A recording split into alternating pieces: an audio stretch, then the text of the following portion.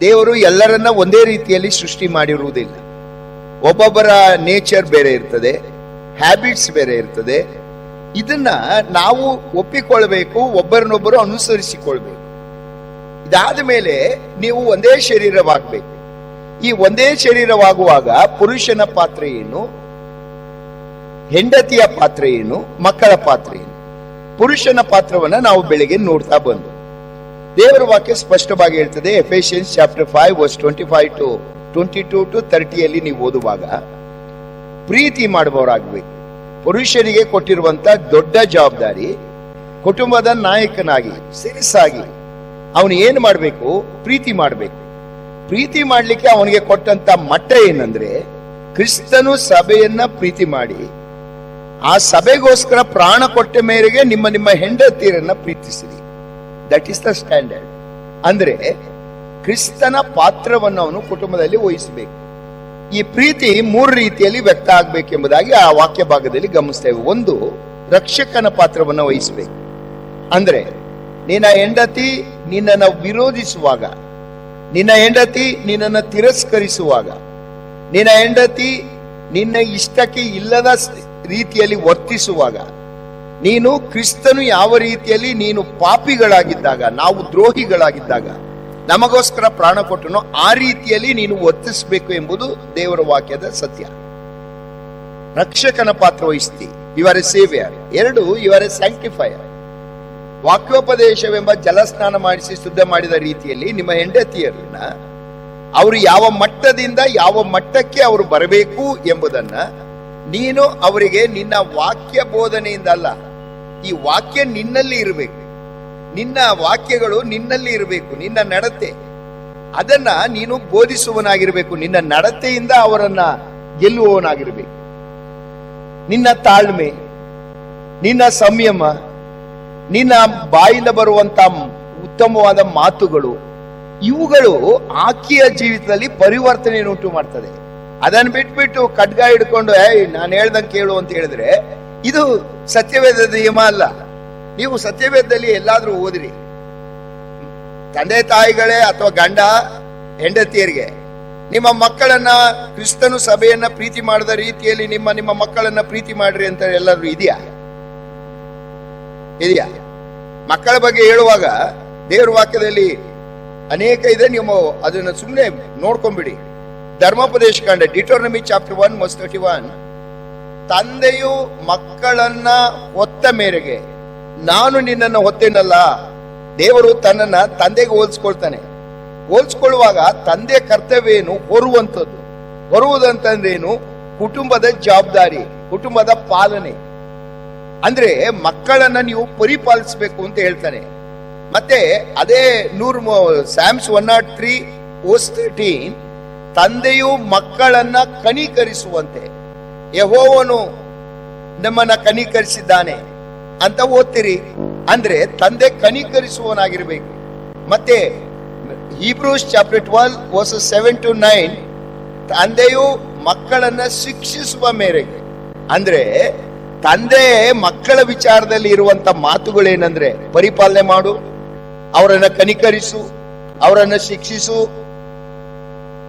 ಎಲ್ಲಿ ಕೂಡ ತಂದೆ ತಂದೆಯೇ ನಿನ್ನ ಮಕ್ಕಳನ್ನ ಪ್ರಾಣ ಕೊಡುವಷ್ಟು ಪ್ರೀತಿ ಮಾಡುವಂತ ಎಲ್ಲೂ ಇಲ್ಲ. ಆಮೇಲೆ ಮಕ್ಕಳೇ ನಿಮ್ಮ ತಂದೆ ತಾಯಿಗಳನ್ನ ಕ್ರಿಸ್ತನು ಸಭೆಗೋಸ್ಕರ ಪ್ರಾಣ ಕೊಟ್ಟ ಮೇರೆಗೆ ಪ್ರಾಣ ಕೊಡುವಷ್ಟು ಪ್ರೀತಿ ಮಾಡ್ರಿ ಅಂತ ಎಲ್ಲಾದ್ರೂ ಇದೆಯಾ? ಒಬ್ಬರಿಗೆ ಹೇಳಿರೋದು. ಯಾರಿಗೆ? ನಿಮ್ಮ ಹೆಂಡತಿಯರು. ಅವರನ್ನೇ ಪ್ರೀತಿ ಮಾಡಿದವರು ನಾವು ಇನ್ಯಾರನ್ನ ಪ್ರೀತಿ ಮಾಡ್ತೀವಿ? ಸ್ವಾಮಿ ಹೇಳ್ತಾನೆ, ನಿಮ್ಮ ವೈರಿಗಳನ್ನ ಪ್ರೀತಿ ಮಾಡ್ರಿ. Matthew chapter 5 verse 44. ಸ್ವಂತ ಹೆಂಡತಿಯನ್ನೇ ಪ್ರೀತಿ ಮಾಡದ ಆಸಾಮಿಗಳು ನಾವು. ನೀನು ವೈರಿ ಪ್ರೀತಿ ಎಲ್ಲಿ ಮಾಡ್ತೀವಿ? ನೋ ನನ್ನ ದೇವ ಮಕ್ಕಳೇ, ಇದು ಏನ್ ಸೂಚನೆ ಗೊತ್ತೇ? ಒಂದೇ ಒಂದು ಸೂಚನೆ. ನೀವು ಫಸ್ಟ್ ಜಾನ್ ಚಾಪ್ಟರ್ 3 ವರ್ಸ್ 14 ಬೆಳಿಗ್ಗೆ ತೋರಿಸ್ತೇನೆ ನಿಮ್ಗೆ. ನಾವು ಒಬ್ಬರನ್ನೊಬ್ಬರು ಪ್ರೀತಿಸ್ತೇವೆ, ಆದುದರಿಂದ ಮರಣದಿಂದ ಪಾರಾಗಿ ಜೀವಕ್ಕೆ ಸೇರಿದ್ದೇವೆ ಎಂಬುದು ಗೊತ್ತಾಗ್ತದೆ. ಈ ಪ್ರೀತಿ ಮೊದಲು ವ್ಯಕ್ತವಾಗಬೇಕಾದದ್ದು ಎಲ್ಲಿ? ಕುಟುಂಬದಲ್ಲಿ. ನೀನು ಹೆಂಡತಿನೇ ಪ್ರೀತಿ ಮಾಡಿದವನು ರಕ್ಷಣೆನೇ ಹೊಂದಿಲ್ಲ. ನೀನು ನನ್ನ ಮಾತಲ್ಲ ಇದು. 1 John chapter 3 verse 14. ನೀನು ಪ್ರೀತಿ ಮಾಡಲಿಲ್ಲ ಅಂದ್ರೆ ನರಕದಲ್ಲಿದ್ದಿ. ನೀನು ಎಂದಿಗೂ ಸ್ವರ್ಗಕ್ಕೆ ಹೋಗ್ಲಿಕ್ಕೆ ಸಾಧ್ಯತೆ ಇಲ್ಲ. ನೀನ್ ಜೀವ ಮಗನೇ ಅಲ್ಲ, ದೇವರ ಮಗನೇ ಅಲ್ಲ ಅಂತ ವಾಕ್ಯ ಹೇಳ್ತದೆ. ಒಂದ್ಸಲ ಯೋಚನೆ ಮಾಡ್ರಿ ನೀವು, ನಾವು ಹೇಗೆ ವರ್ತಿಸ್ತಾ ಇದ್ದೇವೆ ನಮ್ಮ ಹೆಂಡತಿರ ಜೊತೆಯಲ್ಲಿ ಅಂತ. ರಕ್ಷಣೆ ಆಗಿದೆ ನಮಗೆ? ಆಯ್ತು. ಈ ಪ್ರೀತಿ ಬಗ್ಗೆ ಏನು ಕೊನೆಯದಾಗಿ ಹೇಳ್ತಾನೆ, ಸ್ವಂತ ಶರೀರವನ್ನ ಪ್ರೀತಿ ಮಾಡಿಕೊಂಡ. Second thing, you are a sanctifier. Third thing, you are a satisfier. ತೃಪ್ತಿ ಪಡಿಸುವವನಾಗಿರ್ಬೇಕು ನೀನು ಆಕೆಗೆ. ಆಯ್ತು, ಆಕೆಗೆ ಪ್ರೊವೈಡ್ ಮಾಡುವವನಾಗಿರ್ಬೇಕಲ್ಲ. ಇದಾದ ಮೇಲೆ ಎರಡನೇದಾಗಿ 1 Peter chapter 3 verse 7. ಎರಡನೇದಾಗಿ ಏನ್ ಮಾಡ್ಬೇಕು ಪುರುಷನಿಗಿರುವ ಜವಾಬ್ದಾರಿಯನ್ನು? 1 Peter chapter 3 verse 7.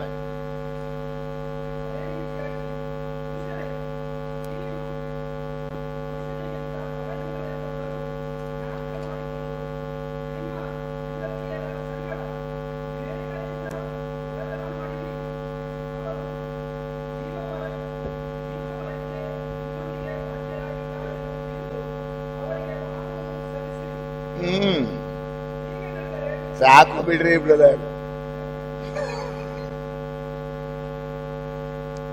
ಇಲ್ಲಿ 3 ಸಂಗತಿ ಇದೆ. ಪುರುಷರೇ, ನಿಮ್ಮ ನಿಮ್ಮ ಹೆಂಡತಿಯರು ಬಲಹೀನರು ಅಂತ ತಿಳ್ಕೊಳ್ಳಿರಿ ಅವರನ್ನ. You must know your wife. ನಿಮ್ಮ ಹೆಂಡತಿಯನ್ನ ತಿಳ್ಕೊಳ್ಳಬೇಕು. ಮೊದಲು ಲವ್ ಯುವರ್ ವೈಫ್.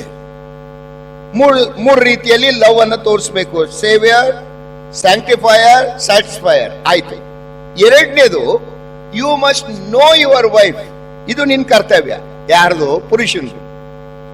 ಅವನು ಪೇತ್ರನ್ ಬರೀತಾ ಇದ್ದಾನೆ, ನಿಮ್ಮ ನಿಮ್ಮ ಹೆಂಡತಿಯರನ್ನ ತಿಳ್ಕೊಳ್ಳಿರಿ. ತಿಳ್ಕೊಳ್ಳದೆ ಇಬ್ಬರು ಒಟ್ಟಿಗೆ ಇರ್ಲಿಕ್ಕೆ ಆಗ್ತದೆ. ಹೋಗಿರಿ, ಅಮೋಸನ ಬರೆದ ಪ್ರವಾದನೆ, Amos chapter 3 verse 3. Amos chapter 3 verse 3.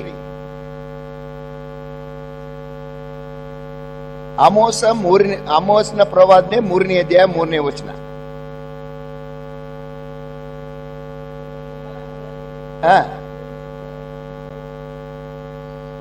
Brother, ಇನ್ ಸ್ವಲ್ಪ ಫೋರ್ಸ್ ಕೊಟ್ಟು ಓದ್ರಿ ಬ್ರದರ್.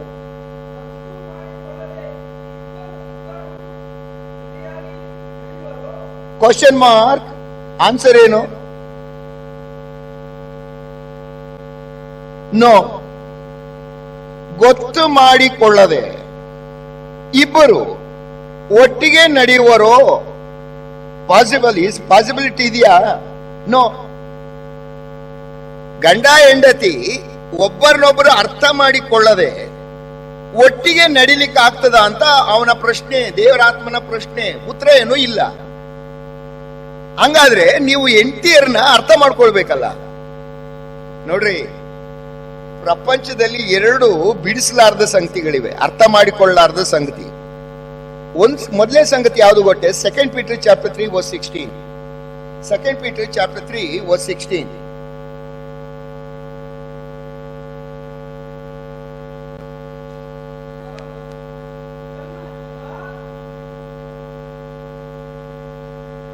ಸರಿ ಇದೆ ಬ್ರದರ್, ಧೈರ್ಯವಾಗಿ ಹೋದ್ರಿ, ನಾನು ಇಲ್ಲೇ ಇದ್ದೀನಿ.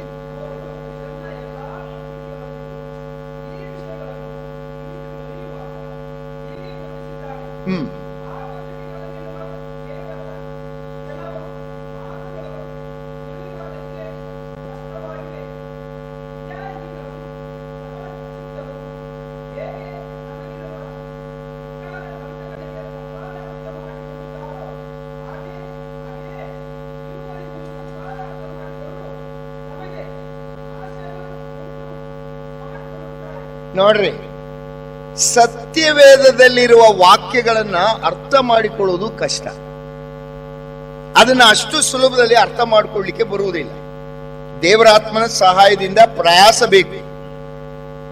ಈಗ ನಾವು ನಿಮ್ಮ ಮುಂದೆ ಬಂದು 1 ಗಂಟೆ ಪ್ರಸಂಗ ಮಾಡ್ತೇವೆ. 1 ಗಂಟೆ ಪ್ರಸಂಗ ಮಾಡಲಿಕ್ಕೆ ಒಬ್ಬ ಸಾಮಾನ್ಯವಾದ ವ್ಯಕ್ತಿ ಎಷ್ಟು ಗಂಟೆ ಖರ್ಚು ಮಾಡಬೇಕು ಗೊತ್ತಿದೆಯೇ ನಿಮಗೆ?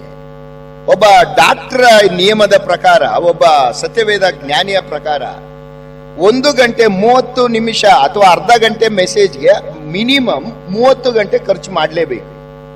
ಪ್ರೇಷಿಯಸ್ ಟೈಮ್ ಅನ್ನು ನೀನು ಖರ್ಚು ಮಾಡ್ಬೇಕು, ಇಲ್ಲದೆ ಹೋದ್ರೆ ನೀನು ಮೆಸೇಜ್ ಕೊಡ್ಲಿಕ್ಕೆ ಬರುವುದಿಲ್ಲ ಅಂತ ಆತ ಸತ್ಯವೇದ ಜ್ಞಾನಿ ಒಂದು ಆರ್ಟಿಕಲ್ ಅಲ್ಲಿ ಬರೆದಿದ್ದನ್ನ ನಾನು ಓದಿದೆ. ಅಂದ್ರೆ ಸತ್ಯವೇದವನ್ನ ಅರ್ಥ ಮಾಡಿಕೊಳ್ಳುವುದು ಕಷ್ಟ, ಅಷ್ಟು ಸುಲಭವಾದ ಕೆಲಸ ಅಲ್ಲ ಅದು. ಎರಡನೇದು ಸ್ತ್ರೀಯರ ಮನಸ್ಸು. ಸ್ತ್ರೀಯರ ಮನಸ್ಸನ್ನ ಅಷ್ಟು ಸುಲಭದಲ್ಲಿ ಅರ್ಥ ಮಾಡಿಕೊಳ್ಳಿಕ್ಕೆ ಬರುವುದಿಲ್ಲ. ಅರ್ಥ ಮಾಡಿಕೊಳ್ಳಬೇಕಾದ್ರೆ ನೀನು ಪ್ರಯಾಸ ಪಡಲೇಬೇಕು. ಯಾಕಂದ್ರೆ ವಾಕ್ಯ ಏನ್ ಹೇಳ್ತದೆ? ಪೇತ್ರನ ಬರೆಯುವಾಗ ಏನ್ ಬರೀತಾನೆ? ನಿಮ್ಮ ಹೆಂಡತಿಯರನ್ನ ಅರ್ಥ ಮಾಡಿಕೊಳ್ಳಿರಿ, ಇದು ಇಸ್ ಯುವರ್ ಡ್ಯೂಟಿ. ಆಮೋಸನ ಬರೆದ ಪ್ರವಾದನೆಯಲ್ಲಿ ಓದ್ತೇವೆ, ಅರ್ಥ ಮಾಡಿಕೊಳ್ಳದೆ ನೀನು ನಿನ್ನ ಹೆಂಡತಿಯ ಜೊತೆಲಿ ಹೆಜ್ಜೆ ಹಾಕ್ಲಿಕ್ಕೆ ಆಗ್ತದ? ಸಾಧ್ಯ ಇಲ್ಲ. ಅರ್ಥ ಮಾಡಿಕೊಳ್ಳಲೇಬೇಕು. ವಾಕ್ಯ ಹೇಳ್ತದೆ 2 ಕಷ್ಟವಾದ ಸಂಗತಿಗಳು, ಒಂದು ದೇವರ ವಾಕ್ಯ, 2 ಸ್ತ್ರೀಯರ ಮನಸ್ಸು. ಸ್ತ್ರೀಯರ ಮನಸ್ಸನ್ನ ಕಷ್ಟ ಅವರು ಅಷ್ಟು ಸುಲಭದಲ್ಲಿ ಬಾಯಿ ಬಿಡುವುದಿಲ್ಲ. ನದಿ ಮೂಲ ಸ್ತ್ರೀ ಮೂಲ ಅರ್ಥ ಮಾಡ್ಕೊಳ್ಳಿಕ್ಕೆ ಆಗುದಿಲ್ಲ ಅಂತ ನಮಗ್ ನಾಲ್ನುಡಿ ಇದೆ ಅಲ್ವಾ? ಈಗ ಇವರು ಅರ್ಥ ಮಾಡ್ಕೊಳ್ಬೇಕಾದ್ರೆ, ಬಾಯಿ ಬಿಡುವಂತೆ ಮಾಡ್ಬೇಕಾದ್ರೆ ನಿನ್ನ ಪ್ರಯತ್ನ ಬೇಕು. ಯಾವಾಗ ಅವರು ಬಾಯಿ ಬಿಡ್ತಾರೆ? ಅವರಲ್ಲಿರುವ ಸತ್ಯಗಳನ್ನ, ಅವರಲ್ಲಿರುವ ಆಶೆಗಳನ್ನ, ಅವರಲ್ಲಿರುವ ಭಯವನ್ನ, ಅವರಲ್ಲಿರುವ ನಿರೀಕ್ಷೆಗಳನ್ನ, ಅವರಲ್ಲಿರುವ ಆಶೆಗಳು, ಇವುಗಳನ್ನೆಲ್ಲ ಬಾಯಿ ಬಿಡ್ಬೇಕಾದ್ರೆ ನೀನು ಅವರಿಗೆ ಅಟ್ಮಾಸ್ಫಿಯರ್ ಕ್ರಿಯೇಟ್ ಮಾಡ್ಬೇಕು. ಕುಟುಂಬದಲ್ಲಿ ಏನ್ ಅಟ್ಮಾಸ್ಫಿಯರ್ ಕ್ರಿಯೇಟ್ ಮಾಡ್ಬೇಕು? ಓದ್ರಿ, Psalms 128 verse 3, ಕೀರ್ತನೆ 128 3ನೇ ವಚನ.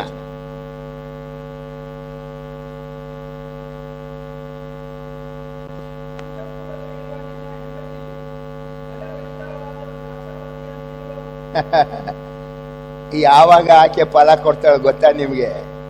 ಎಲ್ಲಿದ್ದಾಗ ಮಾತ್ರ. ಎಲ್ಲಿದ್ದಾಗ ಅವನು ಬರೀತಾ ಇದ್ದಾನಲ್ಲ, ನೀವು ವಾಕ್ಯವನ್ನು ಬಹಳ ಸೂಕ್ಷ್ಮವಾಗಿ ಯೋಚನೆ ಮಾಡಬೇಕು. ಸುಮ್ನೆ ಹಂಗೆ ಓದೋದಲ್ಲ.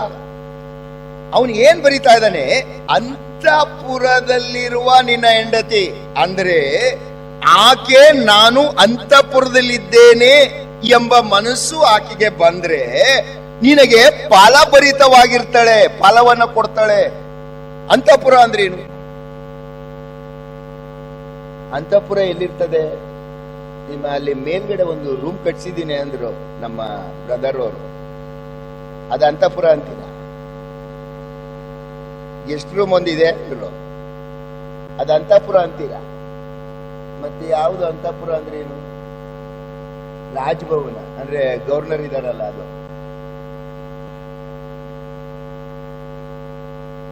ಅರಸನ ಮನೆಯಲ್ಲಿ, ಅರಮನೆಯಲ್ಲಿ ಮಹಾರಾಣಿ ಇರ್ಲಿಕ್ಕೆ ಇರುವಂತ ಸ್ಥಳ, ಕೊಠಡಿನೇ ಅಂತಃಪುರ. ಯಾಕೆ ಅದನ್ನ ಅಂತಃಪುರ ಅಂತಾರೆ? ಅಲ್ಲಿಗೆ ಯಾರು ಪ್ರವೇಶ ಇರುವುದಿಲ್ಲ. ಅರಸನಿಗೆ ತಕ್ಕ ಸಮಯದಲ್ಲಿ ಮಾತ್ರ, ಉಳಿದ ಎಲ್ಲಾ ಸಮಯದಲ್ಲಿ ಅದು ಆಕೆಗೆ ಮೀಸಲು. ಆಕೆ ಸ್ವತಂತ್ರವಾಗಿರುವಂತ ಸ್ಥಳ, ಆಕೆಗೆ ಎಲ್ಲಾ ರೀತಿಯ ಸವಲತ್ತುಗಳು ಇರುವಂತ ಸ್ಥಳ, ಆಕೆ ಯಾರ ಭಯವಿಲ್ಲದೆ ಇರುವಂತ ಸ್ಥಳ. ಅಂದರೆ ನೀನು ಕುಟುಂಬದಲ್ಲಿ ಆಕೆಗೆ ಸ್ವತಂತ್ರರಾಗುವಂತ ಮನಸ್ಸನ್ನ ಕೊಡಬೇಕು, ಆಕೆಗೆ ಸಂತೋಷ ಕೊಡುವಂತ ಅಟ್ಮಾಸ್ಫಿಯರ್ ಅನ್ನ ಕ್ರಿಯೇಟ್ ಮಾಡಬೇಕು, ಆಕೆಗೆ ಸಂಪೂರ್ಣ ಪ್ರೊಟೆಕ್ಷನ್ ಇದೆ ಇಲ್ಲಿ ಈತನ ಜೊತೆಯಲ್ಲಿರುವಾಗ ಎಂಬ ಮನಸ್ಸು ಬರಬೇಕು. ಆಸ್ ಇಫ್ ಅರಮನೆಯಲ್ಲಿ ಇದ್ದೇನೋ ಅಂದ್ರೆ ಹೋಗಿ ಚಿನ್ನದ ಇದನ್ನ ದರೋಡೆ ಹೊಡೆದ್ಬಿಟ್ಟು ತಂದು ಮನೆ ಕಟ್ಸ್ಕೊಡಿ ಅಂತಲಲ್ಲ. ಆಕೆಗೆ ನಿನ್ನ ಜೊತೆಯಲ್ಲಿರುವಾಗ ನಾನು ಅರಮನೆಯ ಸೌಭಾಗ್ಯದಲ್ಲಿದ್ದೇನೆ ಎಂಬ ಮನಸ್ಸು ಬರುವಂತ ರೀತಿಯಲ್ಲಿ ನಿನ್ನ ವರ್ತನೆ ಇರಬೇಕು. ಯಾವಾಗ ಅದು ವರ್ತನೆ ಬರ್ತದೆ, ನಿನ್ನ ಮೇಲೆ ನಂಬಿಕೆ ಬರ್ತದೆ. ನಂಬಿಕೆ ಬಿಡುವಾಗ ಬಿಡ್ತಾಳೆ ಬಾಯಿನ.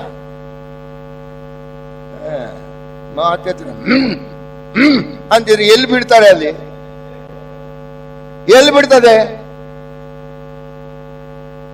ನೋಡ್ತಾ ಇದ್ದೆ ನಾವು, ಅನೇಕ ಇದರಲ್ಲಿ ನಾನು ನೋಡ್ತಾ ಇರ್ತೇನೆ. ಅವರಿಗೆ ಒಂದು ರೀತಿಯಲ್ಲಿ ಭಯದಲ್ಲಿ ಇಟ್ಕೊಂಡಿರ್ತೀರಿ. ನೋಡಿ, ಒಂದು ಉದಾಹರಣೆ ಹೇಳ್ಬಿಡ್ಬೇಕು ನಿಮ್ಗೆ. ಒಮ್ಮೆ ಒಬ್ಬ ಯಮನಸ್ಥ ಕಾಲೇಜಿಗೆ ಸೇರಿದ, ಇಂಜಿನಿಯರಿಂಗ್ ಕಾಲೇಜಿಗೆ.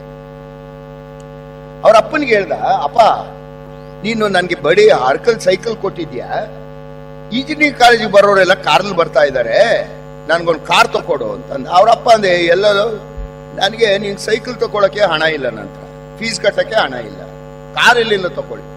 ಕಾರ್ ತಕೊಳ್ದವ್ರೆ ಸೂಯಿಸೈಡ್ ಮಾಡ್ಕೋತೀನಿ ಅಂತ ತೆಂಗಿನ ಮರ ಹತ್ತ. ತೆಂಗಿನ ಮರ ಹತ್ತಬಿಟ್ಟ. ಬೆಳಿಗ್ಗೆ ಹತ್ತಿದ್ದ ಇವ.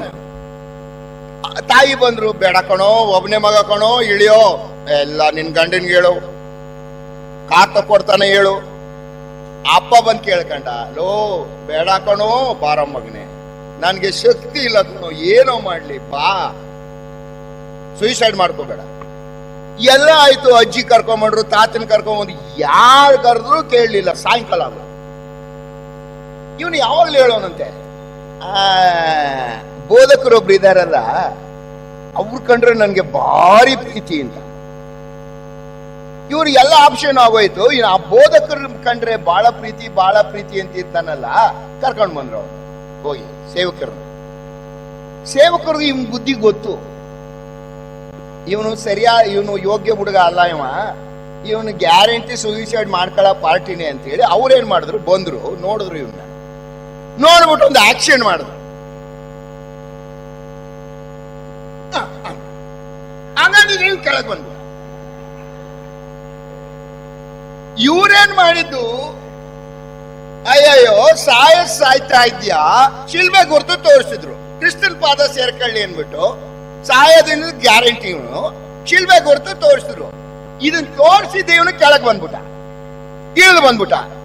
ತಂದೆ ತಾಯಿಗಳು ಎಲ್ಲ ಇವನ ಇಷ್ಟೊಂದು ಪ್ರೀತಿ ಏನೋ ಸೇವಕರ ಮೇಲೆ ಬೆಳಗ್ಗೆನೆ ಹೇಳ್ಬಾರ್ದಿತ್ತೇನೋ, ಬೆಳಗ್ಗೆನೆ ಕರ್ಕೊಂಡು ಬರ್ತಾ ಇದ್ದು, ಬೆಳಗ್ಗೆ ಟಿಫನು, ಮಧ್ಯಾಹ್ನದ ಊಟ ಎಲ್ಲ ಮಿಸ್ ಆಯ್ತು.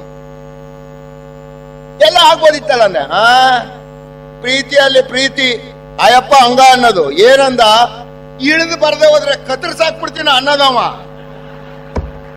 ಇವ ಇಳಿದು ಬಂದಿದ್ದೀರ ಹಾಕಿ ಪ್ರೀತಿಗೆ ಬಂದವನೇವ, ಬೈಕ್ ಬಂದವನ. ಕುಟುಂಬದಲ್ಲಿ ಹೆಂಡತಿಯ ಜೊತೆಯಲ್ಲಿ ನಿಮ್ಮ ವರ್ತನೆ ಹೇಗಿರ್ಬೇಕು ಅಂದ್ರೆ, ಭಯ ಅಲ್ಲ. ಪ್ರೀತಿ ಅಂತ ಏನ್ರ ಅರ್ಥ ಏನ್ ಗೊತ್ತಾ, ಆಕೆ ನನ್ನ ಗಂಡ ಇಷ್ಟು ನನಗೆ ಸಹಕಾರಿಯಾಗಿದ್ದಾರಲ್ಲ, ಇಷ್ಟು ನನ್ನನ್ನು ಪ್ರೀತಿ ಮಾಡ್ತಾರಲ್ಲ, ನಾನು ಹೇಗೆ ಅವರ ವಿರುದ್ಧವಾಗಿ ನಡೆಯುವುದು ಎಂಬ ಮನಸ್ಸು ಬರುವಂತ ರೀತಿಯಲ್ಲಿ ವರ್ತನೆ.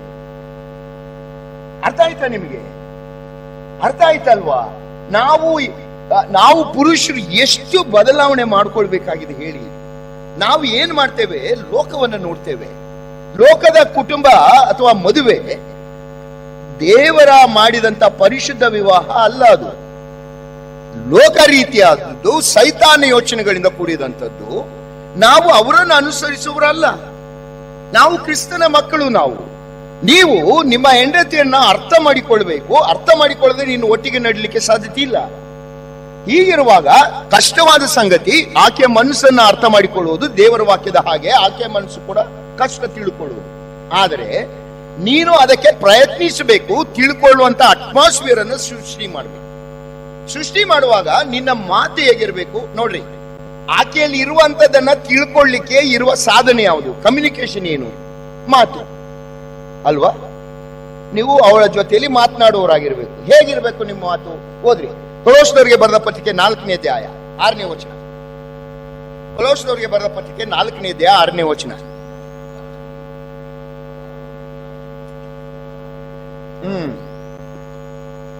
ಅದೇನದು? ಇಂಪು ರಸವತ್ತು. ಯಾವ್ದಾರು ಹಾಡು ಇಂಪಾಗಿತ್ತು ಅಂತ ತಿಳ್ಕೊಳ್ಳಿ. ಈಗ ನಮ್ಮ ಯವನ ಮಕ್ಕಳು ಆಡ್ತಿದ್ರು. ಇಂಪಾಗಿದ್ರೆ ಏನ್ ಮಾಡ್ತೀರಿ? ಯಾವ್ದೋ ಕೇಳ್ತಾ ಇರ್ತೀರಿ ಹಾಡನ್ನ ಅಲ್ವಾ? ಇಂಪಾಗಿದ್ರೆ ಏನ್ ಮಾಡ್ತೀರಿ? ಸೈಲೆಂಟ್ ಮಾಡ್ಬಿಡ್ತೀರಾ? ಒಂದ್ಸಲ ಕೇಳಾಯ್ತು ಬ್ರದರ್, ಒಂದ್ಸಲ ಕೇಳಾಯ್ತು, ಇನ್ನು ಬಹಳ ಖುಷಿ ಆಗೋಯ್ತು ನಿಮ್ಗೆ. ಏನ್ ಚೆನ್ನಾಗಿದೆ ಅಪ್ಪ, ಏನ್ ಚೆನ್ನಾಗಿದೆ. ಅವ್ರು ಯಾರೋ ಬಾರಿಸ್ತಾ ಇದ್ರಲ್ಲ, ಎಲ್ಲಿದ್ದಾರೆ ಬ್ರದರ್? ಏನ್ ಚೆನ್ನಾಗಿದೆ. ಏನ್ ಮಾಡ್ತೀರಾಗ? ವಾಕ್ಯ ಏನ್ ಹೇಳ್ತದೆ? ನಿನ್ನ ಹೆಂಡತಿ ಜೊತೆಯಲ್ಲಿ ಸಂಭಾಷಣೆ ಹೆಂಗಿರ್ಬೇಕು ಗೊತ್ತಾ? ಇಂಪಾಗಿರ್ಬೇಕು. ಇಷ್ಟ ಜನ ಗಂಡಸ್ರಿದೀವಲ್ವಾ, ನಿಮ್ ಹೆಂಡ್ತೀರಿ ಅವತ್ತಾದ್ರಿ ಏನ್ ಚೆನ್ನಾಗ್ ಮಾತಾಡ್ತಿರ್ರಿ, ಇನ್ನೊಂದ್ಸಲ ಹೇಳ್ರಿ ಅಂತ ಏನ ಹೇಳಿದಂತ ಸಂದರ್ಭ ಯಾವ್ದಾದ್ರು ಇದೆಯಾ?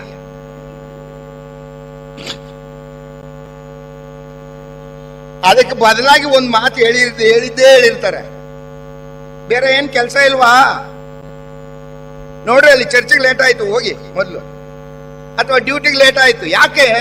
ಪಿರಿ ಮಾಸ್ಟರ್ ಇವನು, ತಲೆ ತಿಂತಾನೆ ಹೋಗು ಅಂತಾರೆ. ನೋಡ್ರಿ, ಸತ್ಯವೇದ ಹೇಳುವುದು, ನಾನು ಕ್ರಿಸ್ತನ ಪಾತ್ರ ವಹಿಸುವಂತವ್ರು ಮನೆಯಲ್ಲಿ ನಮ್ಮ ಮಾತು ರಸವತ್ತಾಗಿಯೂ ಇಂಪಾಗಿಯೂ ಇರಬೇಕು. ರಸವತ್ತು ಅಂದ್ರೆ ಏನು? ಯಾವ್ದಾದ್ರು ಸಮ್ಮರ್ ಅಲ್ಲಿ ಜ್ಯೂಸ್ ಕೊಟ್ಟಾಗ ಇನ್ನೊಂದು ಗ್ಲಾಸ್ ಕುಡಿತೀವಲ್ಲ, ನಿನ್ನ ಮಾತು ಆಗಿರ್ಬೇಕು ಅಂತ ಹೇಳ್ತಾನೆ. ಸರಿ, ಎಫೆಸದವರಿಗೆ ಬರೆದ ಪತ್ರಿಕೆ 4ನೇ ಅಧ್ಯಾಯ, ಎಫೆಸ 4:29-31 ಏನು ಬ್ರದರ್ ಅದು? ಕೆಟ್ಟ ಮಾತು ಅಂದ್ರೆ ಏನು?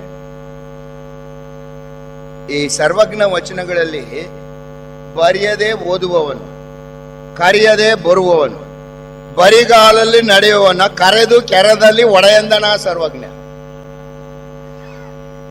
ಬರೆಯದೆ ಓದೋದು ಯಾವುದು? ಲಿಪಿ ಇಲ್ಲದೆ ಇರೋದು ಯಾವುದು?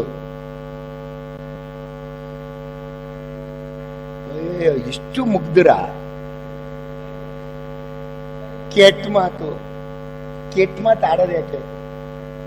ಕೆಟ್ಟ ಮಾತು ಆಡ್ತೀವಲ್ಲ ನಾವು. ಯಾಕೆ? ಅವನು ಯಾರೋ ಟ್ಯಾಕ್ಸಿ ಡ್ರೈವರ್, ರೀಸೆಂಟ್ ಆಗಿ ನಾನು ಯಾವುದೋ ಸಭೆಗೆ ಹೋಗ್ಬೇಕಾಗಿತ್ತು, ಟ್ಯಾಕ್ಸಿ ಹತ್ಬಿಟ್ಟೆ, ಕ್ಯಾಬ್. ಅವ್ನು ಯಾರೋ ಆ ಕಡೆ ಅವನಂತ ಕಾಣಿಸ್ತದೆ, ನಮ್ಮ ಉತ್ತರ ಕರ್ನಾಟಕದ. ಹುಚ್ ಎಂತದ ಕೆಟ್ಟ ಮಾತು ನನ್ನ ಮಗ, ಹುಚ್ ಎಂತದ ಕೆಟ್ಟ ಮಾತು ಮಧ್ಯದಲ್ಲಿ ನನ್ನ ಮಗ. ನಾನು ಅದನ್ನು ಉಚ್ಚರಿಸ್ಲಿಕ್ಕೆ ಆಗಲ್ಲ ಇಲ್ಲಿ. ಕೇಳಷ್ಟು ಕೇಳಿದೆ ನಾನು. ಫೋನಿಗೆ ಕೋಪ ಬಂದ್ಬಿಟ್ಟು ನನಗೆ, ಬುದ್ಧಿ ಇಲ್ಲೇನೋ ನಿನ್ಗೆ? ಪ್ಯಾಸೆಂಜರ್ ಕೂತಿರ ಅರ್ಥ ಆಗಲ್ಲ ನಿನ್ಗೆ? ಎಷ್ಟು ಸಲ ಮಾತಾಡ್ತೀಯ ಕೆಟ್ಟ ಮಾತು? ಸುಮ್ಮನೆ ರಾವ್. ಸಾರಿ ಸರ್ ಅಂದ್ಬಿಟ್ಟು ಮುಚ್ಚಿ ಫೋನ್ ಆಫ್ನಲ್ಲಿ ಇಟ್ಟ. ನಿರರ್ಗಳವಾಗಿ ಬರ್ತಾ ಇರ್ತದೆ. ಈಗ ವಾಕ್ಯ ಏನ್ ಹೇಳ್ತದೆ? ನಿನ್ನ ಮನೆಯಲ್ಲಿ ನೀನು ಮಾತನಾಡುವಾಗ ಯಾವ ಕೆಟ್ಟ ಮಾತು ನಿನ್ನ ಬಾಯಿಂದ ಬರಬಾರದು. ಕೆಟ್ಟ ಮಾತು ಆಡೋದು ಯಾಕೆ ನಾವು?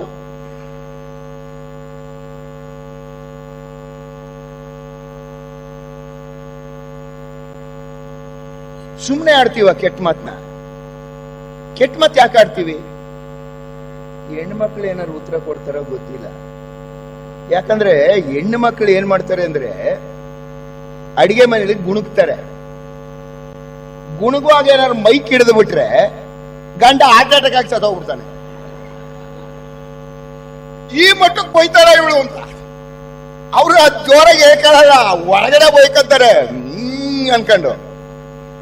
ಈಗ ಈ ಕೆಟ್ಟ ಮಾತು ಯಾಕೆ ಆಡ್ತೀವಿ?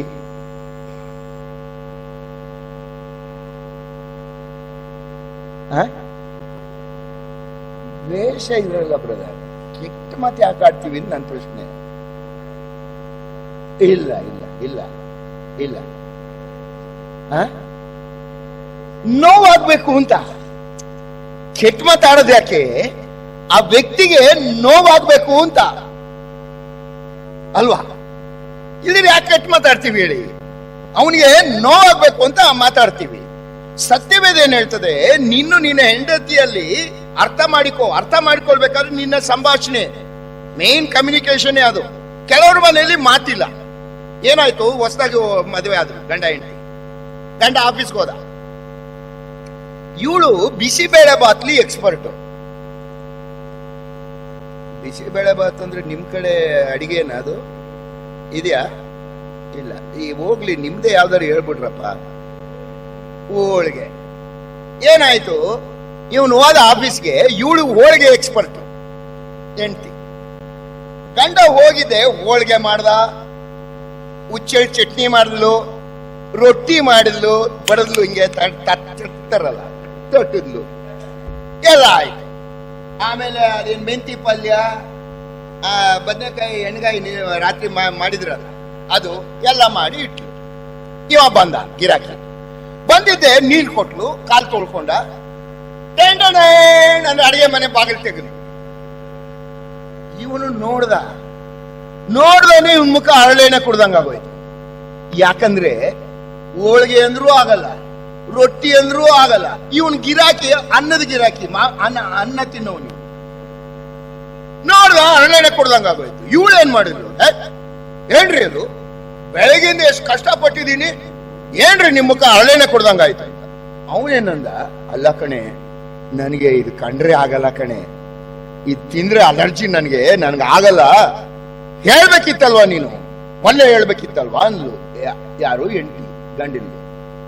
ನೀನು ಇದೆಲ್ಲ ಆಗಲ್ಲ ಅಂತ ನೀನು ಮೊದ್ಲೇ ಹೇಳ್ಬೇಕಿತ್ತಲ್ಲ ಅಂತ. ಗಂಡ ಏನಂದ, ನೀನು ಮೊದ್ಲೇ ಕೇಳ್ಬೇಕಿತ್ತಲ್ಲ. ಪ್ರಾಬ್ಲಮ್ ಯಾರ್ದು? ಕಮ್ಯುನಿಕೇಶನ್ ಇಲ್ಲ. ಇನ್ ಕೆಲವ್ರ ಮಲ್ಲಿ ಓವರ್ ಕಮ್ಯುನಿಕೇಶನ್, ಸುಮ್ಮನೆ ಪಿರ್ ಮಾತಾಡ್ತಾನೆ ಇರೋದು. ಗಂಡ ಹೆಂಡತಿ ಇದ್ರು, ಹೆಂಡತಿ ಏನಂದ್ರೆ, ಬೇಸರ ಮಾಡ್ಕೊಳ್ಬೇಡಿ, ಉದಾಹರಣೆ ಅಷ್ಟೇ, ನಾನು ಹೆಣ್ಣು ಮಕ್ಕಳನ್ನ ಇದ್ ಮಾಡ್ಲಿಕ್ಕೆ ಹೇಳ್ತಾ ಇಲ್ಲ. ಈ ಹೆಣ್ಣು ಹೇಗಂದ್ರೆ, ಆ ಮನೆಯಲ್ಲಿ ಇದ್ದಂತ ಸ್ತ್ರೀ ಪಿರಿ ಲೇಡಿ ಗಂಡನ್ಗೆ ಬಾಯಿ ತೆಗಕ್ಕೆ ಬಿಡ್ಲಿಲ್ಲ. ಕೆಲವ್ರು ಹಂಗೆ, ನಾನು ಕೆಲವ್ರ ಹತ್ರ ಮಾತಾಡ್ತಿರ್ತೇನೆ, ಲಿಂಕ್ ಎಲ್ಲಾರು ಸಂದ್ ಬಿಟ್ರೆ ನಾವು ಮಾತಾಡೋಣ ಅಂದ್ರೆ ಬಿಡೋದೇ ಇಲ್ಲ ಅವರು. ನಾನು ಅದಕ್ಕೆ ಏನ್ ಮಾಡ್ತೀನಿ, ಇವ್ನು ಮಾತಾಡ್ತಾನೆ ಇರ್ತಾರೆ, ಬರ್ತೀನಿ ಅನ್ಬಿಟ್ಟು ಹೊರಟೋಗ್ಬಿಡ್ತೀನಿ. ನಮ್ಮ ಜಾಗ ಇಲ್ವಲ್ಲ, ಎಲ್ಲಿ ಮಾತಾಡೋದು ನಾನು? ಇವಳು ಆ ತರದ ಸ್ತ್ರೀ. ಗಂಡ ಮಾತಾಡ್ಲಿಕ್ಕೆ ಕೊಡ್ಲಿಲ್ಲ, ಗಂಡ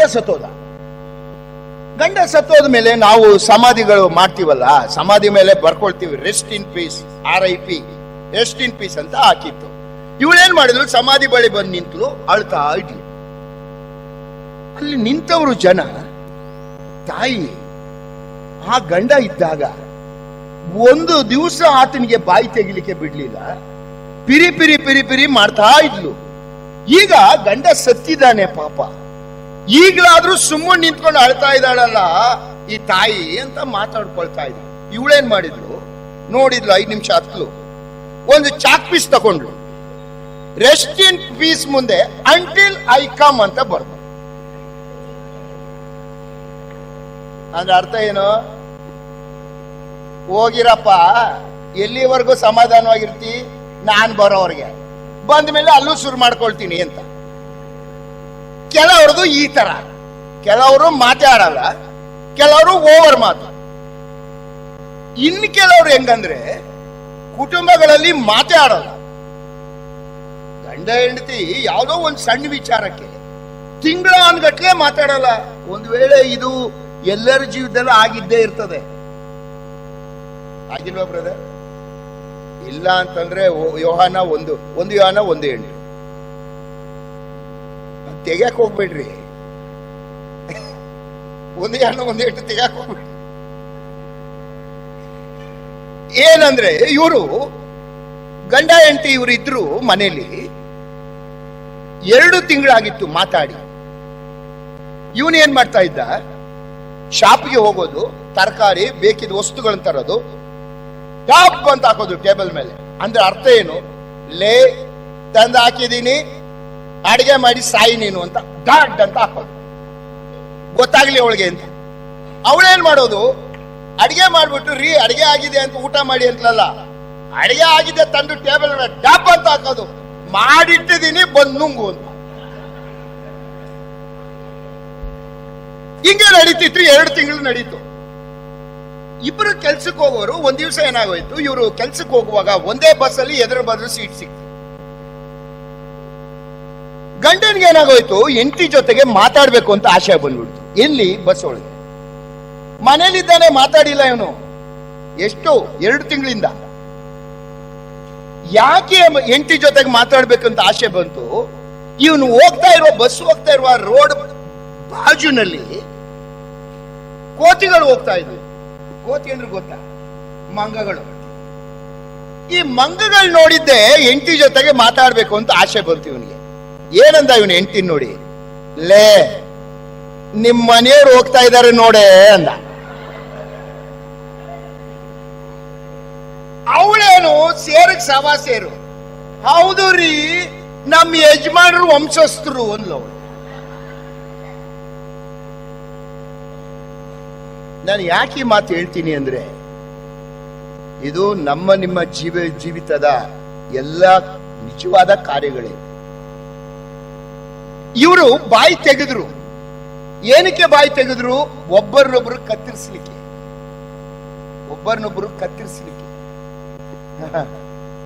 ಸತ್ಯವೇದ ಹೇಳುವುದ ಬೇರೆ.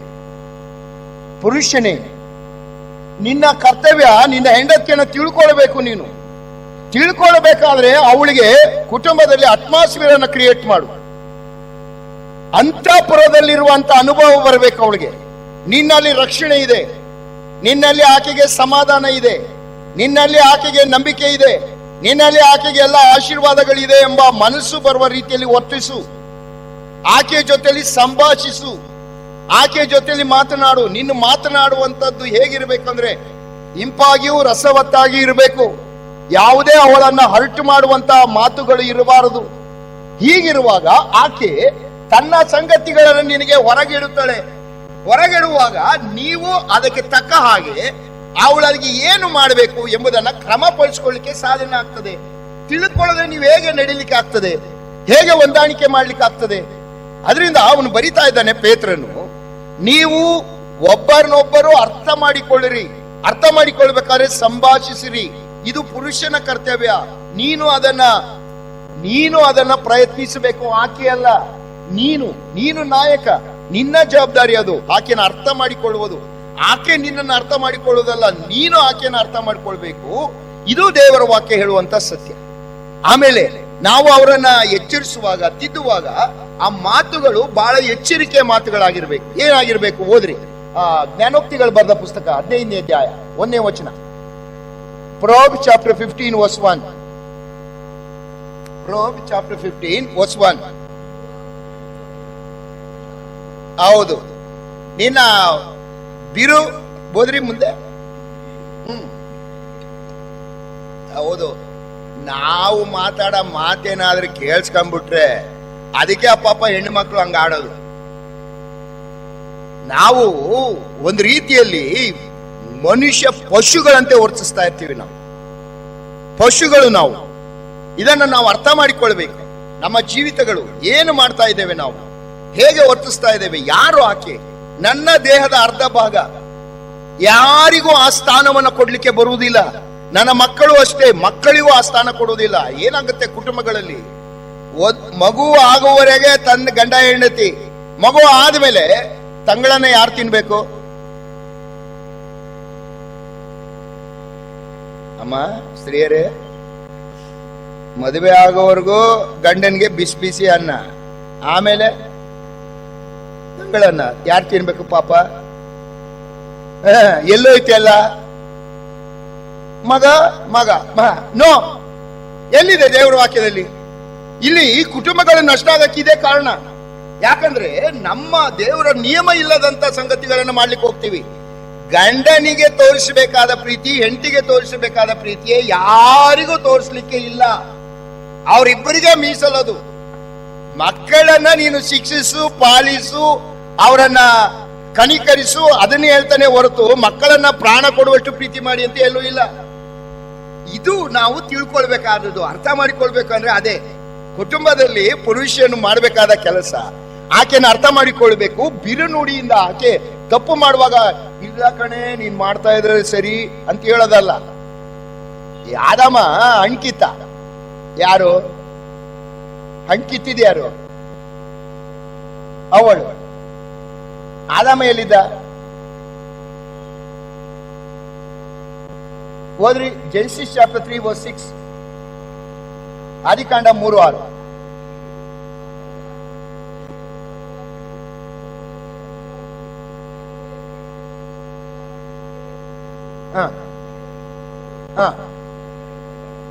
ಎಲ್ಲಿದ್ದ?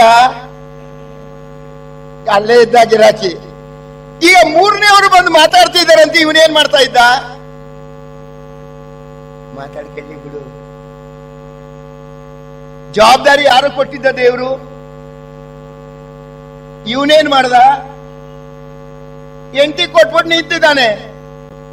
ಎಂಟಿ ಕೊಟ್ಟ, ತಿಂದ ಇವ. ಏನ್ ಮಾಡ್ಬೇಕಾಗಿತ್ತು ಇವನು? ಎಂಟಿ ಕಿತ್ಬಿಟ್ಲು ಸರಿ. ಏನ್ ಮಾಡ್ಬೇಕಾಗಿತ್ತು? ಇವನು ಗೊತ್ತಿತ್ತಲ್ವಾ? ಅಯ್ಯೋ ಎಂತ ಕೆಲಸ ಮಾಡ್ಬಿಟ್ಟೆ, ಬೇಡ ಬೇಡ ಬೇಡ, ದೇವ್ರ ಹತ್ರ ಹೋಗಿ ಕ್ಷಮೆ ಕೇಳೋಣ. ಏನ್ ಮಾಡ್ಬಿಟ್ಟ? ಎಂಟಿ ಮೇಲೆ ಪ್ರೀತಿಗೆ ನುಂಗ್ಬಿಟ್ಟು ತಾನು ತಿಂದ್ಬಿಟ್ಟ. ಆಮೇಲೆ ಹೇಳ್ತಾನೆ ದೇವರಿಗೆ ಕೇಳಿದ್ರೆ, ನಾನೇನು ಅವಳು ಕೇಳಿದ್ರೆ ನೀನು ಅವನು ಯಾರು? ಸೈತಾನ. ಹಂಗೆ ಮಾಡೋದು ನಾವು. ಜವಾಬ್ದಾರಿ ಕೊಟ್ಟಿರೋದು ನಮ್ಗೆ, ಮಾಡೋದೆಲ್ಲ ಮಾಡ್ಬಿಡೋದು, ಎಲ್ಲ ವಹಿಸ್ಬಿಡೋದು ಅವ್ರಿಗೆ. ಎಡವಟ್ಟ ಅದು ಅವಳಿಂದ ಆಗಿದ್ದು ಅಂತ ಬಿಟ್ಟಾಕೋದು. ಇದು ಆದಿಯಿಂದಲೇ ಇದು ಪ್ರಾಬ್ಲಮ್ ಇದು. ನೋಡ್ರಿ, ನೀವು ನಿಮ್ಮ ಹೆಂಡತಿಯರ ಸಂಗಡ ಅವರನ್ನು ಅರ್ಥ ಮಾಡಿಕೊಳ್ಬೇಕಾದ್ರೆ ನೀವು ಮಾತನಾಡಬೇಕು. ಆ ಮಾತು ಇಂಪಾಗಿ ರಸವತ್ತಾಗಿರ್ಬೇಕು. ಆ ಮಾತು ಸಿಟ್ಟನೆ ಏರಿಸುವ ರೀತಿಯಲ್ಲಿ ಇರಬಾರದು. ಅದನ್ನು ಹೇಳುವಾಗ ಸೌಮ್ಯವಾಗಿ ನೀವು ಹೇಳ್ಬೇಕು ಅವ್ರ ಜೊತೆಯಲ್ಲಿ. ಯಾಕಂದ್ರೆ ಆಕೆ ನಿನ್ನ ಜೀವಿತದ ಸಮಾನ ಭಾಗದಲ್ಲಿರುವಂತವಳು, ನಿನಗೆ ಪರಲೋಕಕ್ಕೆ ಬಾಧ್ಯತೆಗೆ ನಿನ್ನ ಜೊತೆಯಲ್ಲಿ ಹಕ್ಕುದಾರಳು. ಇದನ್ನೆಲ್ಲ ನೀನು ಗಮನದಲ್ಲಿ ಇಟ್ಕೊಳ್ಳುವಾಗ ಹೇಗೆ ವರ್ತಿಸ್ತಾ ಇರ್ತೀರಿ? ನಾವು ಹೇಳುವುದನ್ನೇ ಒಳ್ಳೆಯ ರೀತಿಯಲ್ಲಿ ಹೇಳ್ಬೇಕು. ಅವ್ರಿಗೆ ತಿದ್ದುವಾಗ ಪ್ರೀತಿಯಿಂದಲೇ ಹೇಳ್ಬೇಕಾಗುತ್ತೆ. ಒಂದ್ಸಲ ಬೀರ್ಬಲ್ ಅಕ್ಬರ ಅರಸ ಬೀರ್ಬಲ್ಗೆ ಹೇಳಿದ್ನಂತೆ, ಏಯ್ ನೋಡೋ, ನಂದು ಹಸ್ತರೇಖೆ ನೋಡಿ ಶಾಸ್ತ್ರ ಹೇಳುವಂತ ಯಾರು ಶಾಸ್ತ್ರವನ್ನು ಕರ್ಕೊಂಬರ. ಅವನ ಬಂದ, ಹಸ್ತ ನೋಡ್ಬಿಟ್ಟು ಹೇಳ್ದ, ಅಯ್ಯೋ ನಿನ್ನ ಅರಸ, ಏನ್ ಹಸ್ತ ನಿಂದು, ನೀನ್ ಎದುರಿಗೆ ನಿನ್ ಮಕ್ಕಳು ಎಗರು ಬಿದ್ದು ಸಾಯ್ತಾರೆ ಅಂದ. ಕತ್ತರಿಸವನ್ ತಾಲೇನಂದ ಕತ್ತರಿಸ. ಯಾಕಂದ್ರೆ ಅರಸ ಅವನೇ ಜೋಡ್ತೀವಿ, ಆ ಶಾಸ್ತ್ರ ಹೇಳೋನ ತಾಲೆನ ಕಡ್ದು ಬಿಸಾಕ್ತಾನೆ. ಹೋಗ ಬೇರೆಯವನ್ ಕರ್ಕೊಂಬರೋ ಅಂದ, ಇನ್ನೊಬ್ಬನ್ ಕರ್ಕೊಂಬ. ಅವನು ನೋಡ್ದ, ಇಲ್ಲಿ ಕಾಣಿಸ್ತಾ ಇರೋದು ಅದೇ. ಅವನೇನ್ ಮಾಡ್ದ, ಅರಸ್ರೆ ಏನ್ ಹಸ್ತ ಅರಸ್ರೆ, ಏನ್ ಅದ್ಭುತವಾದ ಹಸ್ತ, ನೀವು ನಿಮ್ ಮಕ್ಕಳಿಗಿಂತ ದೀರ್ಘಕಾಲ ಬದುಕ್ತೀರಿ ಅಂದ. ಕೊಡು ಅವನಿಗೆ ಚಿನ್ನ. ಇಬ್ರು ಹೇಳಿದ ಸತ್ಯ ಏನು ಒಂದೇ ಸತ್ಯ, ಹೇಳ ರೀತಿ ಬೇರೆ. ವಾಕ್ಯ ಹೇಳ್ತಾ ಇರೋದು ಅದನ್ನೇ. ನಿನ್ನ ಹೆಂಡತಿ ಜೊತೆಲಿ ನೀನು ಮಾತನಾಡುವಾಗ ಸಿಟ್ಟನ್ನು ಏರಿಸುವ ರೀತಿಯಲ್ಲಿ ಇರಬಾರದು, ಸೌಮ್ಯವಾಗಿರ್ಬೇಕು. ಆಕೆಗೆ ಅಟ್ಮಾಸ್ಫಿಯರ್ ಕ್ರಿಯೇಟ್ ಮಾಡೋ, ಆಕೆ ತನ್ನಲ್ಲಿರುವುದನ್ನ ತಿಳ್ಕೊಳ್ಳಿಕ್ಕೆ ಬಿಡ್ಲಿಕ್ಕೆ ನೀನು ಆಕೆಯನ್ನು ತಿಳ್ಕೊಳ್ಳಿಕ್ಕೆ ಪ್ರಯತ್ನಿಸಬೇಕು. ಇದು ಎರಡನೇದು. ಮೂರನೇದು, ಆಕೆಯ ಜೊತೆಯಲ್ಲಿ ಬದುಕು. ಹೋದ್ರಿ 1 ಪೇತ್ರ 3ನೇ ಅಧ್ಯಾಯ 7ನೇ ವಚನ. 1 ಪೇತ್ರ 3:7. ನನ್ ಟೈಮೇ ಆಗೋಯ್ತು.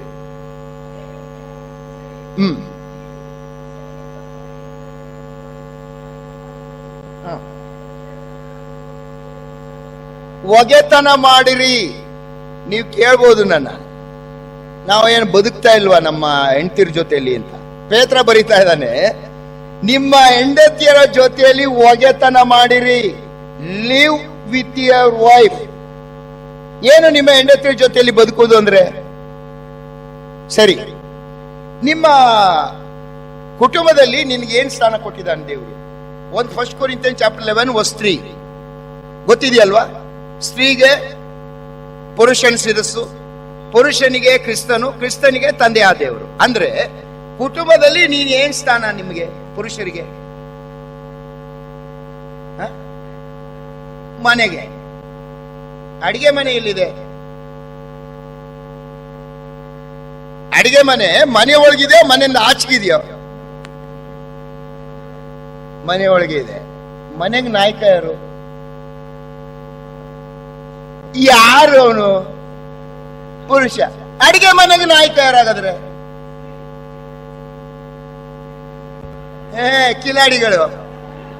ಕಿಲಾಡಿ ಸುಬ್ರು ನಾವು. ಯಾರು ಹೇಳಿದ್ರು ನಿಮ್ಗೆ ಅಧಿಕಾರ ಕೊಡಕ್ಕೆ? ನಿಮ್ಗೆ ಏನೇನ್ ಬೇಕೋ ಅಧಿಕಾರ ನೀವು ಮಾಡ್ಕೊಂಡಿದ್ದೀರಿ. ದೇವ್ರು ವಾಕ್ಯ ಹೇಳೋದಲ್ಲ, ಅದನ್ನೇ ಹೇಳ್ತಾ ಇರೋದು ಪೇತ್ರ. ನಿಮ್ಮ ಹೆಂಡತಿಯ ಜೊತೆ ಒಗೆತನ ಮಾಡು, ಬಾಳು ನೀನು. ನಿಂದು ಮನೆ ಆಕೆ ಅಲ್ಲ. ಆಕೆ ನಿನ್ಗೆ ಏನಾಗಿರ್ಬೇಕು? ಹೋದ್ರಿ ಆದಿಕಾಂಡ ಪುಸ್ತಕ 2ನೇ ಅಧ್ಯಾಯ 18ನೇ ವಚನ. ಆದಿಕಾಂಡ 2:18.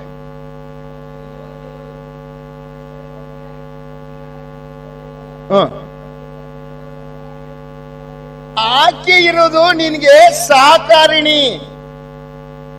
ಮೇನ್ ಕುಕ್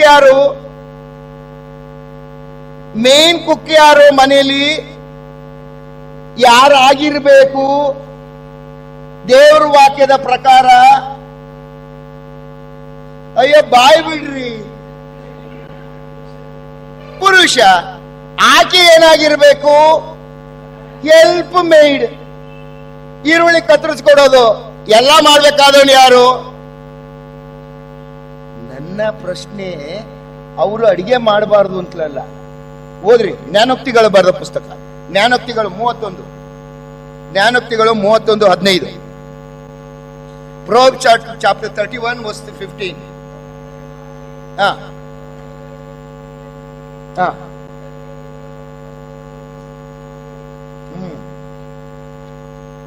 ಹೆಂಡತಿ ಅಡಿಗೆ ಮಾಡಿ ಹಾಕ್ಬೇಕು, ಬಟ್ ಅವಳ ಜೊತೆಯಲ್ಲಿ ನೀನು ಮನೆಯಲ್ಲಿ ಇರಬೇಕು. ನಿನ್ನ ನಾಯಕತ್ವದಲ್ಲಿ ಆಕೆ ಅಡಿಗೆ ಮಾಡ್ಬೇಕು. ಇದನ್ನ ಸತ್ಯವೇದ ಹೇಳ್ತಾ ಇರೋದು. ಅವಳು ಅಡಿಗೆ ಮಾಡಬಾರ್ದು ಅಂತಲಲ್ಲ, ನೀನು ಯಜಮಾನ, ನೀನ್ ಇರಬೇಕು, ಸಿಗಬೇಕು ಆಕೆಗೆ. ನಿನ್ನ ಕೆಳಗೆ ನಿನ್ನ ಅಧೀನದಲ್ಲಿ ಇದ್ದುಕೊಂಡು ಆಕೆ ಎಲ್ಲಾ ಕಾರ್ಯಗಳನ್ನ ಮಾಡಬೇಕು. ನೀನೇನ್ ಮಾಡ್ತೀಯ? ಆಫೀಸ್ಗೆ ಹೋಗ್ತೀಯ, ಆಫೀಸಲ್ಲಿ ಫ್ಯಾನ್ ಕೆಳಗೆ ಕೂತ್ಕೊಂಡು ಬಂದಿರ್ತೀಯ. ಮನೆಗೆ ಬಂದಿದೆ ಇವನು ಎಲ್ಲೋ ಅಗದು ಬಿಟ್ಟು ಬಂದಂಗೆ. ಇವಳು ಏನ್ ಮಾಡ್ಬೇಕು? ಇವನ್ಗೆ ಬಂದ ತಕ್ಷಣ ಗುಡುಗುಡು ಓಡಾಗಿ ಟೀ ತಂದಿಡ್ಬೇಕು. ಮಕ್ಕಳು ಕೇಳ್ತವೆ ಬೆಳಗ್ಗೆ ಎದ್ದು, ಅಮ್ಮ ನಾನು ಯೂನಿಫಾರ್ಮ್. ನೋಡೆ ಮಕ್ಕಳು ಯೂನಿಫಾರ್ಮ್ ಕೇಳ್ತಾರೆ, ಯೂನಿಫಾರ್ಮ್.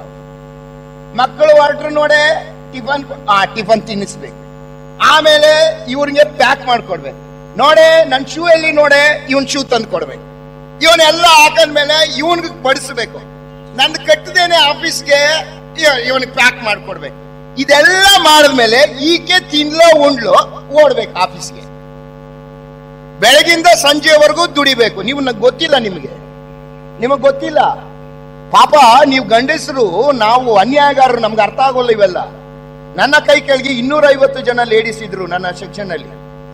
ಅವರು ಯಾವಾಗ್ಲೂ ಹೇಳೋರು, ಸರ್ ನಮಗೆ ರಜಾ ಇದ್ಬಿಟ್ರೆ ಯಾಕೆ ರಜಾ ಬರುತ್ತೆ ಅನಿಸ್ತದೆ, ಒಂದು ಕ್ಷಣ ಮನೆಯಲ್ಲಿ ನಮಗೆ ರೆಸ್ಟ್ ಸಿಗೋದಿಲ್ಲ. ಆಫೀಸೇ ನಮಗೆ ರೆಸ್ಟ್ ಪ್ಲೇಸ್.